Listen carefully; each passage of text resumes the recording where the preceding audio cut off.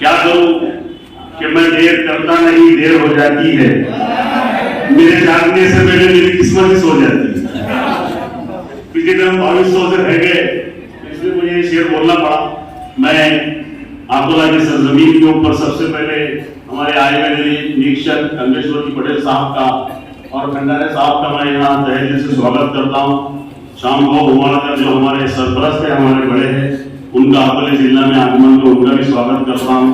मंच पे बैठे यहाँ पर इस कांग्रेस कमेटी के शहर के अध्यक्ष और जो पूरी कांग्रेस कमेटी की लाज रख रहे हैं पूरे जिले के अंदर, ऐसे हमारे अमानकर साहब जो यहाँ नहीं है, उनका नाम लेना जरूरी है क्योंकि हम लोग यहाँ पे सिर्फ आराम कर रहे हैं और अमानकर का साफ सिर्फ काम कर रहे हैं, तो अन्य काम करके वो कांग्रेस को जिंदा रख रहे हैं। इसलिए मैं तहे दिल से उनको सलाम करता हूँ और मेरी सभी कार्यकर्ताओं से सभी ये सभा खत्म होने के बाद में हमने कम से कम 2 घंटे हमारे जिला के बाद बैठना चाहिए ताकि उनका एक माहौल वाली एक आवाज निकले कि कांग्रेस जागरूक है।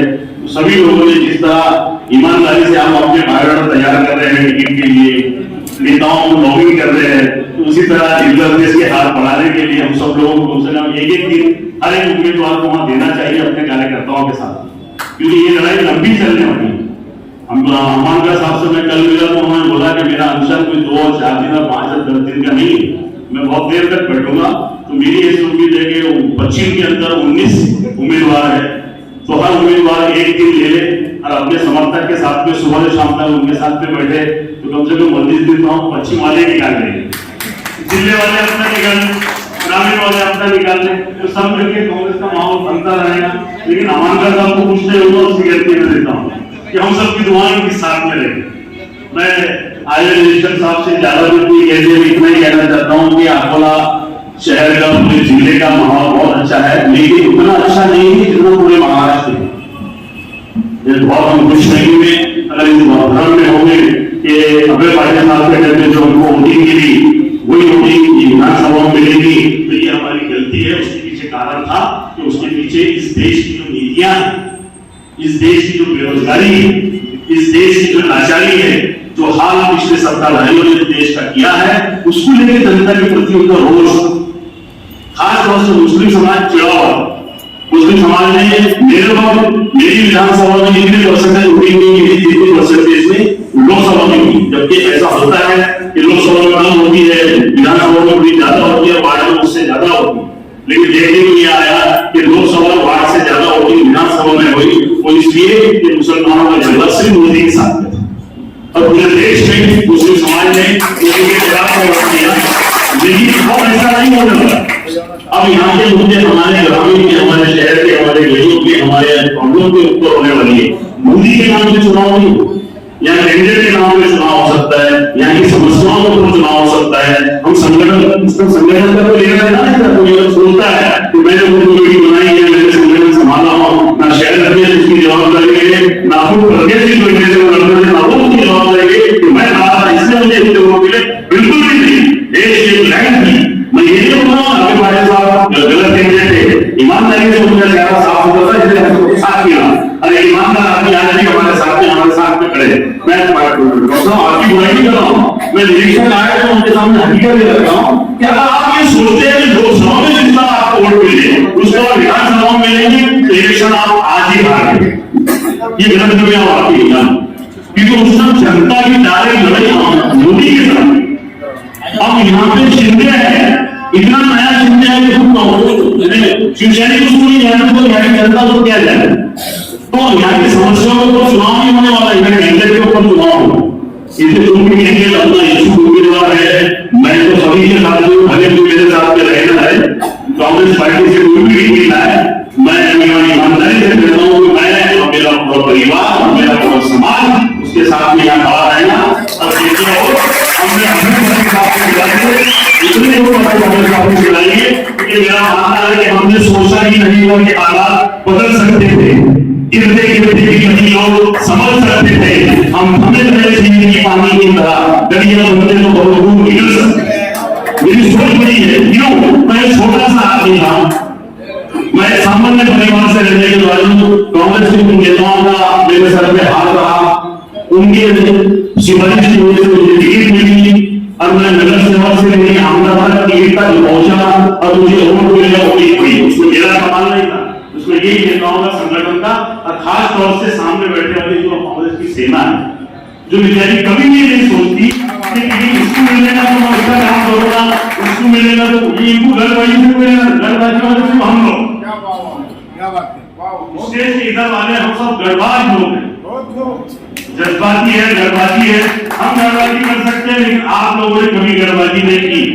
वो मुझे टिकट मिली तब भी आपने ईमानदारी से काम करा, वो अभय पाटिल साहब को टिकट मिली तब भी आपने ईमानदारी से काम करा, और मुझे आज भी उम्मीद है अगर ये 19 प्रत्याशियों में से किसको भी टिकट मिलेगा तो आप उतनी ईमानदारी से काम करेंगे। लेकिन आपको ये ध्यान रखना होगा कि आपके जब तक बूथों के ऊपर परसेंटेज नहीं बढ़ेंगे आप चुनाव नहीं जीत पाएंगे। कारण है मेरे चुनाव के अंदर भाजपा को धक्का लगा, जहां भाजपा 50,000 40,000 की लीड से आती थी, वो भाजपा सिर्फ 2200 वोटों से चुनकर आए।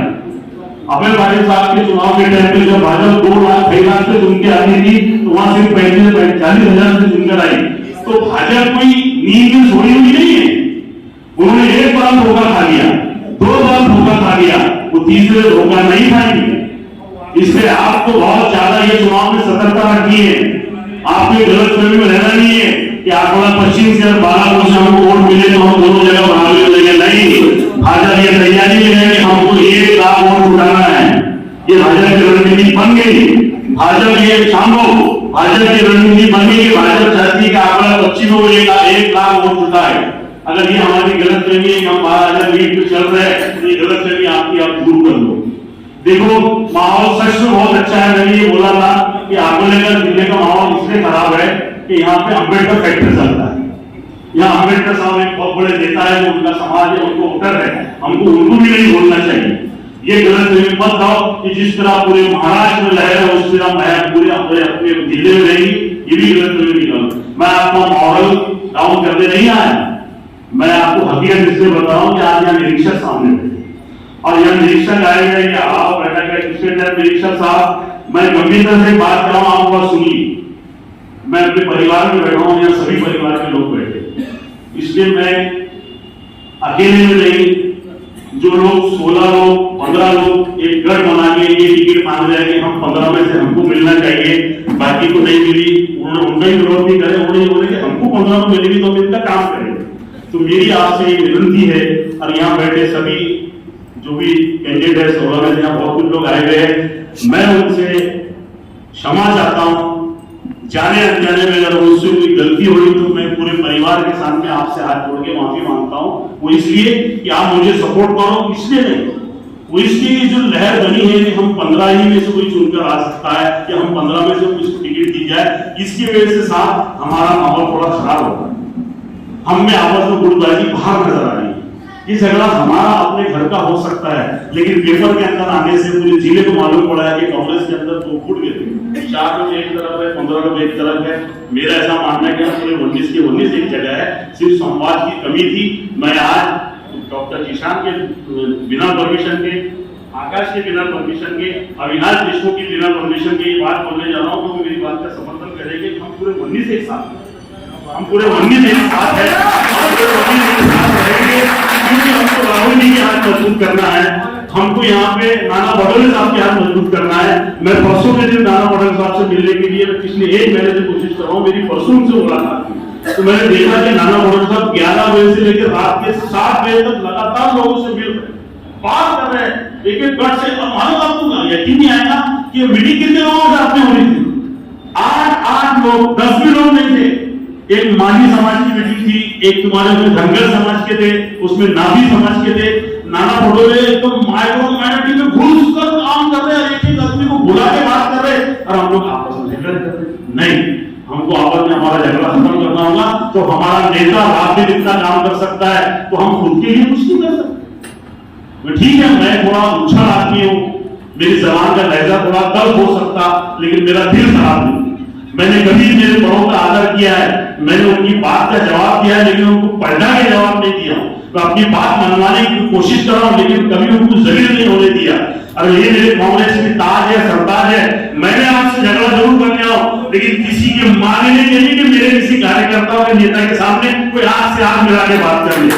मैं रात दिन तुम्हारे लिए लड़ता हूं, रात दिन सबके लिए लड़ा करता हूं, इसलिए कि मैं कुछ भी नहीं था, मेरा कोई अस्तित्व नहीं था। मैं सामान्य परिवार से था, कांग्रेस ने टिकट देने के मुझे इतना बड़ा किया गया, पूरे जिले में मुझे जाना जाता है। आज मुस्लिम समाज का मुझे कहीं ना कहीं एक नुमाइंदा समझा जाता है, वो इसलिए कि कांग्रेस अगर चाहती, कांग्रेस अगर नहीं चाहती तो मैं कहीं भी नजर नहीं आता। इसलिए मैं भेदभाव की बात नहीं करूंगा, मैं यहाँ इरफान की भी बात काटूंगा कि यहाँ कोई मुस्लिम और कोई हिंदू की बात नहीं। कांग्रेस जिसको टिकट देगी, वो हिंदू हो या मुसलमान हो या वो दलित हो या वो कोई भी हो, और राहुल गांधी जो वोट से निकले तो वो इसलिए नहीं निकले कि किसी एक समाज में अत्याचार हुआ, वो इस देश के अंदर जो भ्रष्टाचार हुआ, इस देश के अंदर जो भेदभाव हुआ, इस देश में जो जातिवाद हुआ, उस जातिवाद के खिलाफ में, वो नफरत के खिलाफ में मोहब्बत की दुकान खोलने निकले थे। वो हमारे ही गांव में पैदल चल रहा है, हम सब उनके स्वागत के लिए गए, तो हम अपने लिए क्यों नहीं कर सकते? इस देश का माहौल जो भी हो, हम अपने परिवार का माहौल भी नहीं समझ सकते। कमियां मुझमें भी है, कमियां आप में भी हो सकती है, लेकिन हमारी कमियां एक दूसरे को बता के सुधार लेंगे, लेकिन किसी तीसरे के सामने किसी की फटी नहीं बताई कि इसकी यहां तक फटी, उसकी वहां तक फटी। मेरी आपसे मोहब्बताना गुजारिश है, चुनाव का सत्र शुरू हो चुका, टिकट का माहौल पिछले जो बिगड़ गया था उसको सुधारने का आज हमारे पास दोबारा एक मौका इसलिए आया कि आज हमारे पास कांग्रेस निरीक्षक चल कर रहा है। पिछले निरीक्षक के टाइम पे जो गलतियां हुई थी, कुछ गलतियां मेरी थी, मैंने सार्वजनिक तौर से सबसे माफी मांगी है। बाकी लोगों को माफी मांगने की जरूरत नहीं हो, तो हमारे बड़े अगर उन्होंने डिसीजन लिया तो सोच समझ के लिया होगा, हम गलत होंगे, इसलिए हम चारों आपसे माफी मांगते हैं कि आप 15 अकेले नहीं, हम चारों भी आपके साथ मिलो, हम पूरे 19 मिनट की टिकट मांगेंगे और 19 मिनट जो चुनकर आएगा हम उसका काम करेंगे। मैं अपने मुंह से, अपने दल के हिसाब से, अपनी हैसियत से अगर किसी से ज्यादा बात करनी होगी तो मैं उसके लिए माफी चाहता हूं। और मैं इस शेर के साथ में अपने अल्फाज खत्म करता हूं कि गर्दने नीची डालने से कुछ नहीं होता, गर्दने नीची डालने से कुछ नहीं होता, कटी हुई लाशों पे चादर डालने से कुछ नहीं होता। उनको परिंदो हम छीन समंदर